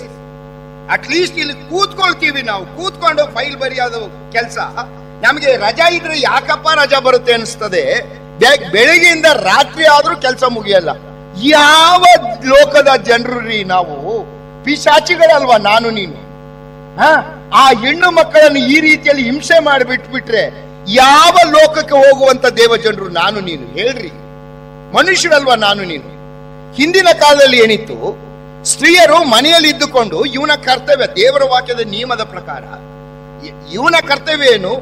ಆಕೆಗೆ ಮತ್ತೆ ಕುಟುಂಬಕ್ಕೆ ಬೇಕಾದಷ್ಟನ್ನು ಸಂಪಾದನೆ ಮಾಡಿ ಹಾಕುವಂತ ಕೆಲಸ ಈಕೆದು, ಅವನದು. ಈಕೆ ಕೆಲಸ ಏನು? ಮಕ್ಕಳ ಪರಿಪಾಲನೆ. ಯಾಕಂದ್ರೆ ಮಕ್ಕಳ ಪರಿಪಾಲನೆ ಇವನ್ ಮಾಡಕ್ಕಾಗಲ್ಲ. ಮಕ್ಕಳ ನಾವು ಹೆರಬೇಕು, ಹೊರಬೇಕು, ಅವರನ್ನ ಹಾಲು ಕುಡಿಸ್ಬೇಕು, ಎಲ್ಲ ಮಾಡ್ಬೇಕಾದ್ರೆ ಈಕೆ ಪರಿಪಾಲನೆ ಮಾಡ್ಬೇಕು. ಪರಿಪಾಲನೆ ಮಾಡುವಾಗ ಮನೆಯಲ್ಲಿ ಇದ್ದು ಆ ಕೆಲಸಗಳನ್ನ ಮಾಡ್ತಿದ್ರು. ಈಗ ಆಗಲ್ವಲ್ಲ. ಇವನು ಒಂದ್ ಸಂಬಳ ತಗೊಂಡು ಏನು ಮಾಡಕ್ಕಾಗಲ್ಲ. ಈಗ ಆಕೆಯೂ ಸಂಬಳವನ್ನು ತರಬೇಕು ನೀವು. ಯಾಕಂದ್ರೆ ಮದ್ವೆ ಹಾಕಿ ಹೋದಾಗ ನೋಡೋದೇನು, ಕ್ರೈಸ್ತರ ವಿಶ್ವಾಸಿಯೋ, ಅವನ್ ಯಾವ್ದೋ ಸಭೆಗೆ ಹೋಯ್ತೆ, ಇಲ್ಲಿ ಏನು ಕೇಳಲ್ಲ, ಎಷ್ಟು ಬರ್ತದೆ ಸ್ಯಾಲ್ರಿ, ಹೋದ. ಹಿಂಗಾಗೋದ್ರಿಂದ ಮದ್ವೆ ಆದ ತಕ್ಷಣ ಅವಳು ನೋಡ್ತಾಳೆ ಇವನ್ ಸ್ಯಾಲ್ರಿ ಎಷ್ಟು ಅಂತ. ಇವ್ನು ಹೇಳಿರಲ್ಲ. ಮದ್ವೆ ಆದ್ಮೇಲೆ ಸ್ಯಾಲ್ರಿ ನೋಡ್ತಾಳೆ, ನಿನ್ಗಿಂತ ಜಾಸ್ತಿ ಸ್ಯಾಲ್ರಿ ನನಗೆ ಇದೆ ಅಂತ ದರ್ಬಾರ್ ಮಾಡಕ್ ಶುರು ಮಾಡ್ತಾಳೆ. ಇವನ್ ಆಗಲ್ಲ ಅಂತ ಆಗ ಇಬ್ರು ಇಲ್ಲ ನನ್ನ ದೇವ ಮಕ್ಕಳೇ, ನೋಡ್ರಿ ಅವನು ಏನ್ ಬರೀತಾ ಇದ್ದಾನೆ ಪೇತ್ರನು. ನೀವು ಅವ್ರ ಜೊತೆಗೆ ಬಾಳ್ಬೇಕು ಅಂದ್ರೆ ಅರ್ಥ ಏನ್ ಗೊತ್ತಾ? ನೀನು your second job is your home. ನಿನ್ನ ಆಫೀಸ್ ಕೆಲಸ ಆದ್ಮೇಲೆ ನಿನ್ನ ಸೆಕೆಂಡ್ ಜಾಬ್ ಹಾಕಿದಲ್ಲ ನಿಂದು. ನೋಡ್ರಿ, ಬೆಳಗ್ಗೆ ನಿನ್ನ ಮಕ್ಕಳಿಗೆ ಅಡಿಗೆ ಮಾಡಾಕ್ಬೇಕು, ನಿನಗ್ ಕೊಡ್ಬೇಕು, ತಾನ್ ತಿನ್ಲೋ ಇಲ್ವೋ ಓಡ್ಬೇಕು, ಸಾಯಂಕಾಲ ಬರ್ಬೇಕು, ಮಕ್ಕಳು ಬಂದಿದ್ದಾರೆ ಅವ್ರಿಗೇನ ತಿನ್ಸ್ಕೊಡ್ಬೇಕು, ಮತ್ತೆ ರಾತ್ರಿ ಅಡಿಗೆ ಮಾಡ್ಬೇಕು, ಇವನ್ ಬಂದಾಗ ಇವನ್ಗೆ ಮಾಡ್ಕೊಡ್ಬೇಕು, ತಾನು ಎಲ್ಲರೂ ಊಟ ಆದ್ಮೇಲೆ ತಾನು ತಿನ್ಬೇಕು, ತಿಂದಾದ್ಮೇಲೆ ನಾಳೆ ದಿವಸಕ್ಕೆ ನಾನು ಆಫೀಸ್ಗೆ ಹೋಗ್ಬೇಕಾದ್ರಿಂದ ನಾಳೆ ಏನ್ ಅಡಿಗೆ ಮಾಡಬೇಕು ಸಿದ್ಧತೆ ಮಾಡಿ ಇಟ್ಕೊಳ್ಬೇಕು, ಪಾತ್ರೆ ಪ್ರಕಾರ ಎಲ್ಲ ಶುದ್ಧ ಮಾಡ್ಬೇಕು. ಎಲ್ಲ ಆದ್ಮೇಲೆ ಇವನು ದೇಹಕ್ಕೆ ಸುಖವನ್ನು ಪೂರೈಸ್ಬೇಕು. ಯಾವ ಲೋಕದ ಜನರ್ರಿ ನಾವು? ಯಾವ ವಿಶ್ವಾಸಿಗಳಿಲ್ರಿ ನಾನು ನೀನು? ಯಾರವರು? ಮನುಷ್ಯರಲ್ವಾ ಅವರು? ಮನುಷ್ಯತ್ವ ಬೇಡ ನಿನ್ಗೆ? ವಾಕ್ಯ ಏನ್ ಹೇಳ್ತಾ ಇದೆ? ಕೆಲವರು ಹೇಳ್ತಾರೆ, ಅಣ್ಣ ನಾನು ಅನ್ನ ಮಾಡಕ್ಕೆ ಬರಲ್ಲ, ಅನ್ನ ಏನ್ ರುಬ್ಬಾಕ್ಬೇಕ, ಇವ ನೀರು ಇಟ್ಬಿಟ್ರೆ ಬೇಕತ್ತದೆ, ಅಯೋಗ್ಯ ನೀನು, ಮದ್ವೆ ಆಗಕ್ಕೆ ಅಯೋಗ್ಯ. ಯಾಕಂದ್ರೆ ನೀನ್ ನಾಯಕನಾದವನ್ಗೆ ಅಡಿಗೆ ಮಾಡಕ್ ಬರಲ್ಲ ಅಂದ್ಮೇಲೆ ನೀವು ಅಯೋಗ್ಯ, ಯಾಕೆ ಮದ್ವೆ ಅದೇ? ಏನದು ದೊಡ್ಡಸ್ತಿಕೆ? ಅನ್ನ ಮಾಡಕ್ಕೆ ಬರಲ್ಲ ದೊಡ್ಡಸ್ತಿಕೆ ಅಂತೀವಿ. ಅಯೋಗ್ಯ ನೀನು, ಯಾಕಂದ್ರೆ ನೀನೇ ಯಜಮಾನ, ನಿನಗೆ ಗೊತ್ತಿರ್ಬೇಕಲ್ಲ ಎಲ್ಲ. ಸತ್ಯ ಏನಿದೆ ದೇವರ ವಾಕ್ಯದಲ್ಲಿ? ನಾನು ನೀನು ಮಾಡ್ತಾ ಇರೋದೇನು? ಯಾಕೆ ಈ ದಿವಸಗಳಲ್ಲಿ ಕುಟುಂಬಗಳು ಒಡೆದೋಗ್ತದೆ? ಎಷ್ಟಂತ ತಡೀತಾರ್ರಿ ಅವರು? ಎಷ್ಟಂತ ತಡೀತಾರೆ? ನಮ್ಮ ಹಾಗೆ ಮನುಷ್ಯರಲ್ವ ಅವರು? ನಮ್ಮ ಹಾಗೆ ಮನುಷ್ಯರಲ್ವೇ? ಅದರಿಂದ ಪೇತ್ರನು ಬಹಳ ಸುಂದರವಾಗಿ ಬರೀತಾನೆ, ಮಗನೇ, ನಿನ್ನ ಹೆಂಡತಿಯನ್ನ ಬಾಳು, ನೀನು ಇರಬೇಕು ಮನೆಯಲ್ಲಿ. ಸರಿ, ಮಕ್ಕಳ ಜೀವಿತದಲ್ಲಿ ತಂದೆ ಪಾತ್ರ ಏನು, ತಾಯಿ ಪಾತ್ರ ಏನು? ಜ್ಞಾನೋಕ್ತಿಗಳು, ಪ್ರೊವರ್ಬ್ಸ್ ಚಾಪ್ಟರ್ 6 verse 20, ಜ್ಞಾನೋಕ್ತಿ 6:20.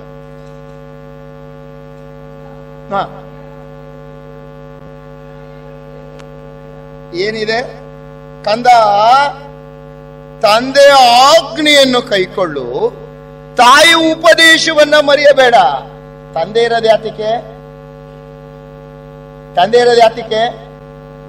ಆಜ್ಞೆ.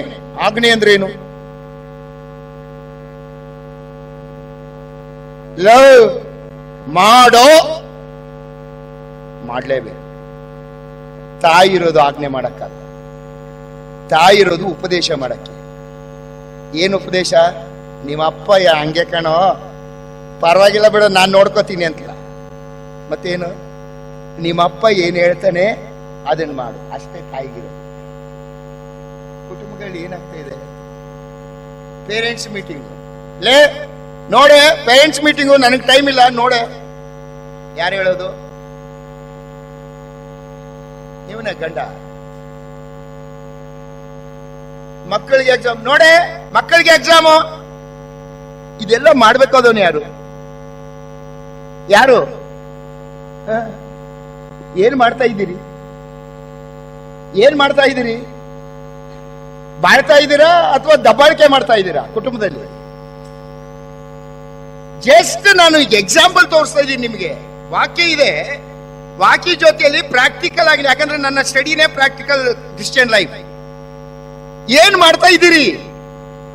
ಕೊನೆಗೆ ಹೇಳ್ತೀರಿ ನಮ್ಮ ಮಕ್ಕಳು ಕೆಟ್ಟೋದ್ರು, ಅವಳೇ ಕಾರಣ. ಪಾಪ, ಆಕೆ ಏನ್ ಮಾಡ್ಲಿಕ್ಕೆ ಸಾಧ್ಯ? ಜವಾಬ್ದಾರಿ ನಿಮ್ದು. ವಾಕ್ಯ ಹೇಳ್ತಾ ಇರೋದೇ ಬೇರೆ. ನೀನು ಇರ್ಬೇಕು ಮನೆಯಲ್ಲಿ, ನೀನು ಜವಾಬ್ದಾರಿ ಎಲ್ಲ ತಗೊಳ್ಬೇಕು. ಮಕ್ಕಳ ಜವಾಬ್ದಾರಿ, ಕುಟುಂಬ ಜವಾಬ್ದಾರಿ, ನಿರ್ವಹಣೆ ಎಲ್ಲ ನಿನ್ನದೇ. ಇದನ್ನೆಲ್ಲ ನಾವು ಬಿಟ್ಟಿರೋದ್ರಿಂದಲೇ ಪ್ರಾಬ್ಲಮ್ಸ್ ಆಗ್ತಾ ಇರೋದು.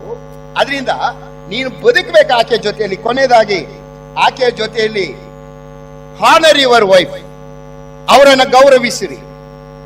ಇದು ಸಮಯ ಆಗಿರೋದ್ರಿಂದ 2 ಮಾತಲ್ಲೇ ಮುಗಿಸ್ಬಿಡ್ತೀನಿ. ನಿಮ್ಮ ಹೆಂಡತಿನ ಗೌರವಿಸುವುದು ಅಂದ್ರೆ ಅರ್ಥ ಏನು?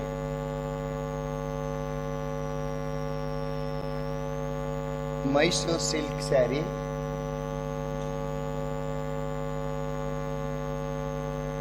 ತಕ್ಕೊಡೋ, ಒಳ್ಳೇದು. ಅವ್ರಿಗಲ್ದೆ ಇನ್ಯಾರಿಗೆ ತಕ್ಕೊಡ್ಬೇಕು?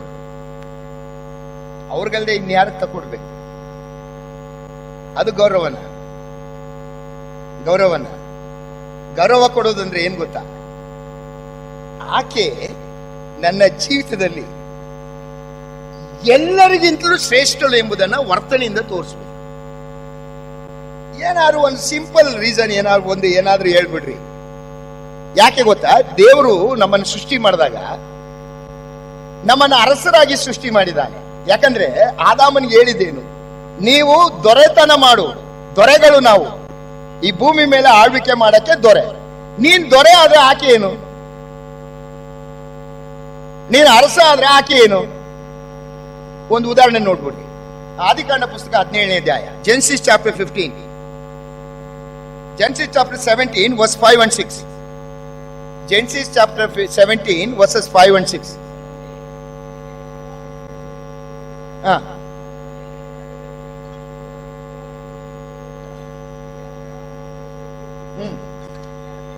ನೀನು ಇನ್ನು ಮೇಲೆ ಅಬ್ರಾಮ ಅಲ್ಲ, ಅಬ್ರಹಾಮ. ಅನೇಕ ಜನಾಂಗಗಳಿಗೆ ನೀನು ದೊರೆ. ಇವನು ಅರಸ. ದೇವರು ಅವನ ಹೆಸರನ್ನ ಅರಸನಾಗಿ ಬದಲಾಯಿಸಿದ. ಅಬ್ರಹಾಮ ಅನೇಕ ಜನಾಂಗಗಳ ದೊರೆ, ಅಂದ್ರೆ ನಾಯಕ ಅಂದ್ರೆ ದೊರೆ, ಅರಸ. ಇವನು ಅರಸ ಆದ್ಮೇಲೆ ಸಾರಳು ಏನಾಗಿರ್ಬೇಕು? ರಾಣಿ. ಓದ್ರಿ ಅದೇ ಅಧ್ಯಾಯ 15-16ನೇ ವಚನ, verse 15 and 16.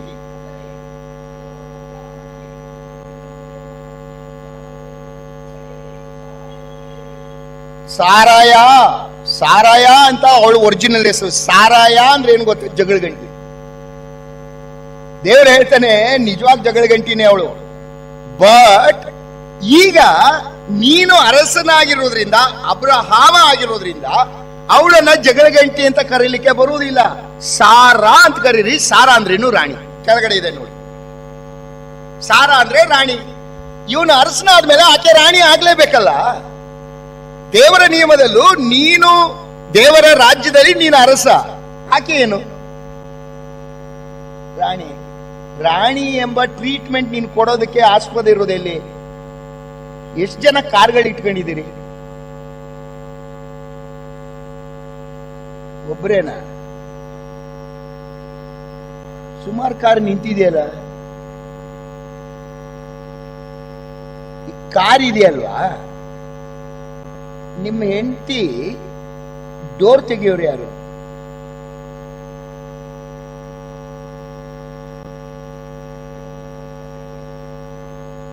ಹೆಂಡತಿಗೆ ಕಾರ್ ಡೋರ್ ತೆಗಿಬೇಕಾದವ್ರು ಯಾರು?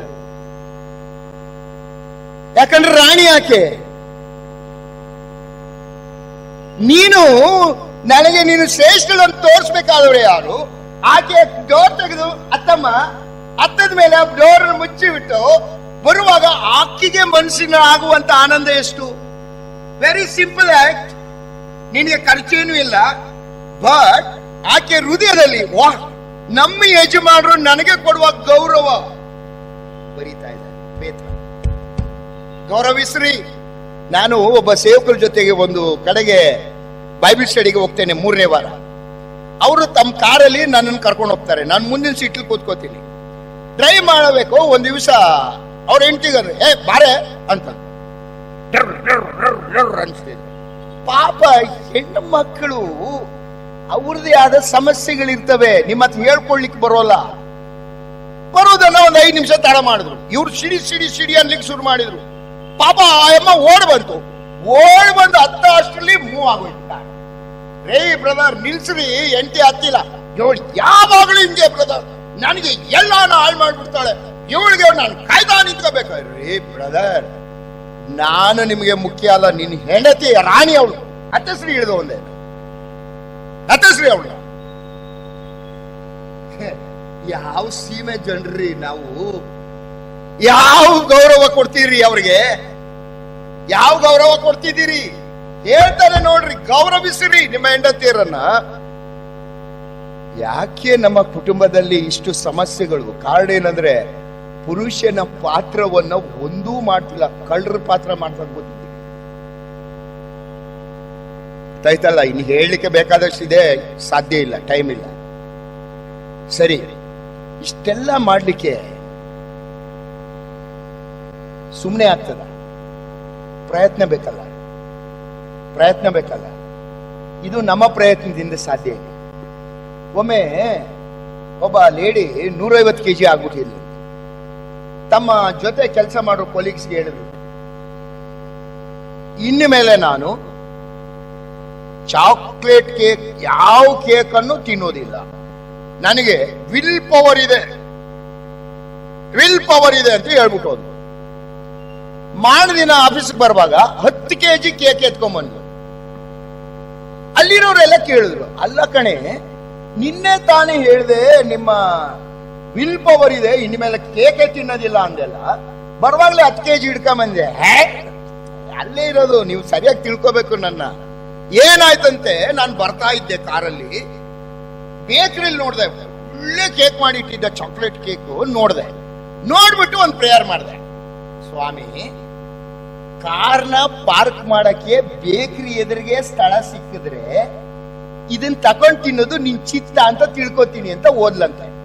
10 ರೌಂಡ್ ಬಂದಾಗ 11ನೇ ಸಲ ಬಂದಾಗ ಜಾಗ ಸಿಕ್ತಂತೆ. ಸಿಕ್ಕದೆ ಏನು, ತಗೊಂಡ್ಬಂದ್ಬಿಟ್ಲಂತೆ. ಏನ್ ವಿಲ್ ಪವರ್ ಇದು? ನಮ್ಮ ಪ್ರಯತ್ನ ವಿಲ್ ಪವರ್ ಅಲ್ಲ, ಅದು ಕರ್ತನ ಸಹಾಯ ಬೇಕು. ನೀನು ನಾನು ಕರ್ತನ ಮಗನಾಗಿ ಮಗಳಾಗಿ ಕರ್ತನ ಸಹಾಯದಿಂದ ನಾವು ಈ ಕಾರ್ಯಗಳನ್ನು ಮಾಡಲಿಕ್ಕೆ ಬರುವಾಗ ಖಂಡಿತವಾಗಿಯೂ ನಮ್ಮ ಕುಟುಂಬಗಳು ಈ ಲೋಕದಲ್ಲಿ ದೇವರ ರಾಜ್ಯ, ಪರಲೋಕ ರಾಜ್ಯ ಈ ಲೋಕದಲ್ಲಿ ಇದ್ದಾಗೆ ನಮ್ಮ ಕುಟುಂಬ ಆಗಿ ಹೋಗ್ತದೆ. ನಿಜ ಅಲ್ವಾ? ಎಲ್ಲಿ ಈ ತರದ ಕುಟುಂಬ ಇದೆ, ನನ್ನ ಕ್ರಿಸ್ತನು ಅಲ್ಲೇ ಇರ್ತಾನೆ. ಅಲ್ಲೇ ಇದ್ದಾಗ ಅದು ಕುಟುಂಬ, ಪರಲೋಕ ರಾಜ್ಯವೇ ಇಲ್ಲಿಗೆ ಲೋಕಕ್ಕೆ ಬಂದ ಹಾಗೆ. ಸುಮ್ಮನೆ ಪ್ರಾರ್ಥನೆ ಮಾಡ್ತೀವಿ, ನಿನ್ನ ರಾಜ್ಯವು ಬರಲಿ, ರಾಜ್ಯ ಬರಕ್ಕೆ ಬಿಡ್ಬೇಕಲ್ಲ ನೀನು. ಸೈತಾನ ಇದ್ದಾಗೆ ನೀನೇ ಸೇರ್ಕೊಂಡ್ಬಿಟ್ಟಿದ್ಯಾ ನಿನ್ ಮನೆ ಒಳಗೆ. ನೀನೇ ಬಿಡಲ್ಲ. ನೀನು ಬಿಡೋದು ಬಿಟ್ಬಿಟ್ಟು ಸೇರ್ಸು ಸೇರ್ಸು ಸೇರ್ಸು ಸೇರ್ಸು ಅಂದ್ರೆ ನೀನೇ ಸೈತಾನ್. ನೀನ್ ಸೇರೋ ನೀನ್ ಹೋಗೋವರೆಗೂ ಅದು ಉದ್ಧಾರ ಆಗಲ್ಲ. ಹಂಗೆ ನಾವು ಇದನ್ನ ಅರ್ಥ ಮಾಡಿಕೊಳ್ಬೇಕು. ನನ್ನ ಪಾತ್ರ ಏನು, ನಾನು ಹೇಗೆ ವರ್ತಿಸಬೇಕು, ನಮ್ಮ ಹೆಂಡತಿಗೆ ನಾನು ಏನು ಮಾಡಬೇಕು, ಏನು ಹೇಳ್ತದೆ ದೇವರ ವಾಕ್ಯ. ಇದು ನನ್ನ ಯೋಚನೆ ಅಲ್ಲ ಬ್ರದರ್. ನಾನು ವಾಕ್ಯದಲ್ಲಿರುವುದನ್ನು ನಿಮಗೆ ತೋರಿಸಿ ನಿಮ್ಮ ಮುಂದೆ ಹೇಳ್ತಾ ಇದ್ದೀನಿ. ಇದು ನನ್ನ ಕರ್ತನು ಕೊಟ್ಟಂತ ನಿಯಮಗಳು, ಕರ್ತನು ಯೋಚನೆ ಮಾಡಿರುವಂತ ಸಂಗತಿಗಳು. ಅದರಿಂದ ನಾವು ಈ ಕಾರ್ಯಗಳನ್ನ ಬಹಳ ಎಚ್ಚರಿಕೆಯಿಂದ, ಬಹಳ ನಮ್ರತೆಯಿಂದ, ಬಹಳ ಕರ್ತನಿಗೆ ವಿಧೇಯರಾದ ಮಕ್ಕಳಾಗಿ ವಾಕ್ಯವನ್ನು ತಿಳ್ಕೊಳ್ಳೋದು ಮಾತ್ರವಲ್ಲ, ವಾಕ್ಯವನ್ನು ಅನುಸರಿಸಲಿಕ್ಕೆ ನಾವು ಪ್ರಯತ್ನ ಪಡುವಾಗ ಖಂಡಿತವಾಗಿಯೂ ನಮ್ಮ ಜೀವಿತದಲ್ಲಿ ದೊಡ್ಡ ಬದಲಾವಣೆ ಉಂಟು ಮಾಡಲಿಕ್ಕೆ ನನ್ನ ಕರ್ತನು ಶಕ್ತನು. ಈಗ ಒಂದ್ಸಲ ನನ್ನ ಮನೇಲಿ ಒಬ್ಬ ಸಿಸ್ಟರ್ ಬಂದಿದ್ರು, ಏಜ್ ಆದವರು. ನಾನು ನನ್ನ ಹೆಂಡತಿ ಮಗಳನ್ನ ಬಾಮ್ಮ ಹೋಗಮ್ಮ ಅಂತೀನಿ. ಅವ್ರೇನಂದ್ರು, ಅಲ್ಲ ಬ್ರದರ್, ನೀವು ನಿಮ್ಮ ಹೆಂಡತಿನ ಬಾಮ್ಮ ಹೋಗಮ್ಮ ಅಂತೀರಿ ಅನ್ಬಿಟ್ಟು ಜೋರಾಗಿ ನಗಾಡ್ಲಿಕ್ಕೆ ಶುರು ಮಾಡಿದ್ರು. ಏನ್ ಅನ್ಬೇಕಾಗಿತ್ತು? ಹೇಳೆ ಬೇರೆ ಹೋಗೆ ಅನ್ಬೇಕಿತ್ತ? ಅವಳು ತಿರ್ಸ್ಕೊಂಡು ಏನೋ ಬೇಡ ಹೋಗ ಅನ್ಬಿಟ್ಟು ಹೆಂಗಿರ್ತದೆ ಅಂತಂದೆ. ಹಂಗಂದಿದ್ದು, ನಿಮ್ಮ ಹತ್ರ ಮಾತಾಡಕ್ಕಾಗಲ್ಲಪ್ಪ ಅಂತ ಹೊಟ್ಟೋದ್ರು. ಈ ಕೆಲವು ಮುದುಕಿರ್ ಕೂತಿರ್ತಾರೆ ಕೆಲವ್ರ ಮನೆಯಲ್ಲಿ, ಈ ಬೋರ್ಡ್ ಮಾಡ್ಕೊಂಡು ವಿಧವೆರು ಸ್ಟೂಲ್ ಮೇಲೆ ಕೂತ್ಕೊಂಡು ಏನೇ ಬಾರೆ ಹೋಗೆ ಕೊಟ್ಬಿಡೋಣ ಅಂತ ಕೋಪ ಬರ್ತದೆ. ಅಲ್ರಪ್ಪ, ನಿಮ್ಮ ಹೆಂಡತಿಯನ್ನು ಗೌರವಿಸುವುದಂದ್ರೆ ಅರ್ಥ ಏನು? ಅವಳು ಏನ್ ನಮ್ಮ ಮನೆ ಜೀತಕ್ಕಿರೋಳ? ಅವಳನ್ನ ಬಾರಮ್ಮ ಹೋಗಮ್ಮ ಅನ್ನೋದು ತಪ್ಪಂತೆ. ಯಾವ ಮಟ್ಟಕ್ಕೆ ಇಳಿದು ಹೋಗಿದ್ದೇವೆ. ಆಕೆ ನನ್ನ ಸರಿ ಸಮಾನ, ನನ್ನ ಜೀವಿತದಲ್ಲಿ ರಾಣಿ ಆಕೆ ಶ್ರೇಷ್ಠಳು ನನಗೆ. ಇದನ್ನ ಈ ಕಾರ್ಯಗಳ ಮೂಲಕ ನೀನು ತೋರಿಸ್ಬೇಕು. ನಿನ್ನ ಡೋರ್ ಅನ್ನು ಓಪನ್. ಹೋಟ್ಲಿಗೆ ಹೋಗ್ತೀರಿ, ಹೋಟ್ಲಿಗೆ ಹೋದಾಗ ಪಾಪ ಈ ಸಂಪ್ರದಾಯಗಳಿದೆಯಲ್ಲ, ಈ ಲೋಕ ಸಂಪ್ರದಾಯ, ಇವ ಮುಂದೆ ಹೋಗ್ತಿರ್ತಾನಂತೆ, ಇವ ಎಲ್ಲ ಒತ್ಕೊಂಡ್ ಬರೋ. ಈಗ ಬದಲಾಗಿದೆ ಬಿಡಿ, ಅವರೆಲ್ಲ ಬಿಸಾಕ್ಬಿಟ್ಟು ಇವರೇ ಮುಂದೆ ಹೊಟ್ಟೋಯ್ತಾರೆ. ಈಗ ಹೋಟ್ಲಿಗೆ ಹೋಗುವಾಗ ಅಟ್ಲೀಸ್ಟ್ ನೀನು ಆಕೆಗೆ ಗೌರವ ಕೊಡೋದಂದ್ರೆ ಹೇಗೆ? ಚೇರ್ ಕೂತ್ಕೊಂಡ, ಅವಳು ಕೂತ್ಕೊಂಡ ಮೇಲೆ ನೀನು ಕೂತ್ಕೊಂಡಾಗ ಆಕೆಗಾಗುವ ಸಂತೋಷ ಏನು?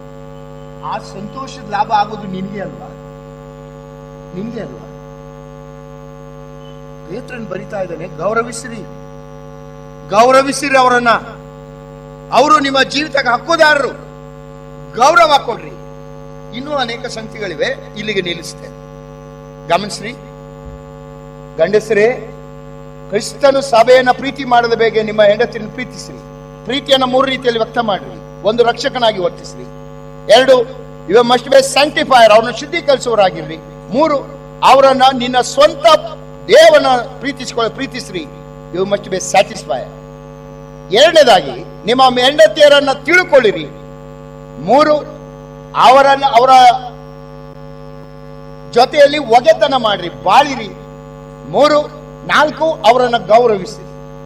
ಮುಂದೆ ಇದೆ, ಅವರ ಜೊತೆಯಲ್ಲಿ ಪ್ರಾರ್ಥಿಸಿರಿ. ಇದೆಲ್ಲ ಮಾಡ್ಲಿಕ್ಕೆ ಸಮಯ ಇಲ್ದಿರಿಂದ ಇಷ್ಟಕ್ಕೆ ನಿಮ್ಮನ್ನು ನಿಲ್ಲಿಸ್ತೀನಿ. ನಾಳೆ ನಮ್ದು ಹೆಣ್ಣು ಮಕ್ಕಳ ಬಗ್ಗೆ ಮಾತಾಡೋಣ, ಮಕ್ಕಳ ಬಗ್ಗೆ ಮಾತಾಡ್ಬೇಕು, ಗೊಂದಲದಲ್ಲಿದ್ದೀನಿ. ನಾಳೆ ಮಕ್ಕಳ ಬಗ್ಗೆ ಮಾತಾಡಿದ್ರೆ ಕೊನೆ ಸೆಷನ್ ಅಲ್ಲಿ ಹೆಣ್ಣು ಮಕ್ಕಳ ಬಗ್ಗೆ ಮಾತಾಡ್ತೀನಿ. ನೋಡೋಣ ಹೇಗೆ ನನಗೆ ಅನಿಸ್ತಾನೆ. ಯಾಕಂದ್ರೆ ಭಾನುವಾರ ಹೆಚ್ಚಿನವರು ಇರೋದಿಲ್ಲ, ಅವ್ರವ್ರ ಸಭೆಗೆ ಹೊರಟೋಗಿರ್ತಾರೆ. ಮಕ್ಕಳ ಬಗ್ಗೆ ನಾನು ತಿಳಿಸ್ಬೇಕು ಅನ್ನೋದು ನನ್ನ ತಲೆಯಲ್ಲಿರುವಂತ ಇದು. ಯಾಕಂದ್ರೆ ಅನೇಕ ಯವನ ಮಕ್ಕಳು ಇದ್ದೀರಿ. ಮಕ್ಕಳಿಗೂ ತಂದೆ ತಾಯಿಗಿರುವಂತಹ ಪಾತ್ರ ಏನು ಎಂಬುದನ್ನು ನಾನು ಕುಟುಂಬದಲ್ಲಿ ತಿಳಿಸಲೇಬೇಕಾಗಿದೆ. ಹೆಣ್ಣು ಮಕ್ಕಳು ನಮ್ಮ ಸ್ತ್ರೀಯರಿಗೆ ಏನು ಪಾತ್ರವಿದೆ, ಹೆಂಡತಿಯಾಗಿ ನಿಮ್ಮ ಪಾತ್ರ ಏನು ಎಂಬುದನ್ನು ಕೂಡ ನಾನು ತಿಳಿಸ್ತೇನೆ. ದೇವರು ತಾನೇ ವಾಕ್ಯಗಳನ್ನು ಆಶೀರ್ವದಿಸಲಿ. ಕರ್ತನ ನಮಗೆ ಸ್ತೋತ್ರವಾಗಲಿ. ಆಮೇಲೆ